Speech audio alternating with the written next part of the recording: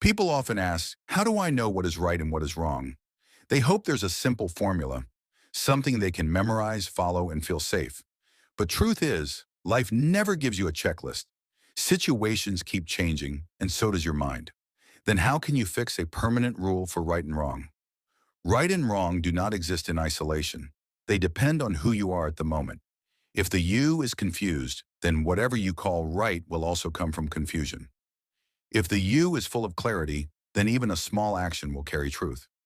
So the question isn't, what is right? The real question is, who am I when I decide what is right?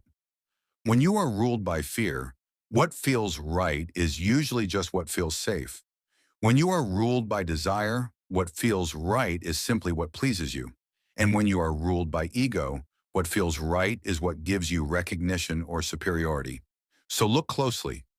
Most of our decisions of right and wrong come from insecurity, from attachment, from the need to belong.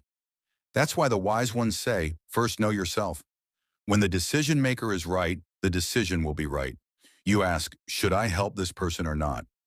If your help comes from compassion, it's right. If your help comes from guilt or fear of rejection, it's wrong, even if it looks moral. Right and wrong are not defined by the outer act, but by the inner place it arises from. Two people may do the same thing. One does it with love, the other with expectation. One becomes free, the other becomes bound. So how to know what is right? Silence. Pause before acting. When you are silent inside, a subtle clarity speaks. It doesn't come as a voice or argument. It's just a knowing. That knowing is truth. That knowing is dharma. But the mind doesn't like silence. It wants justification, logic, approval. The mind asks, what if I'm wrong? And truth says, even if you make a mistake consciously, you'll learn. But if you act unconsciously, even success will bind you. Rightness has nothing to do with morality. It has to do with awareness. You may follow the law and yet be deeply wrong. You may break convention and yet be perfectly right. Because what matters is the state of your consciousness. When the I that acts is pure, every act becomes sacred. When the I is impure, even prayer becomes pretension. So don't waste time memorizing right and wrong. Purify the I, purify the intention. Rightness will follow naturally. A confused man will ask for commandments. A free man needs none.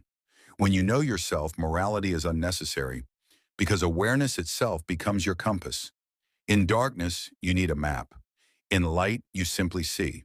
That's the difference between the moral man and the conscious man. The moral man depends on borrowed rules. The conscious man depends on inner seeing.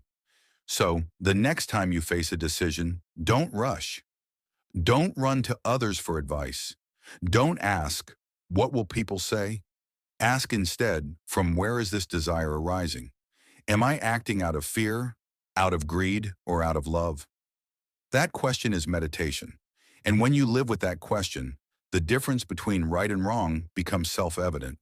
You'll stop chasing what is right because you will start being right.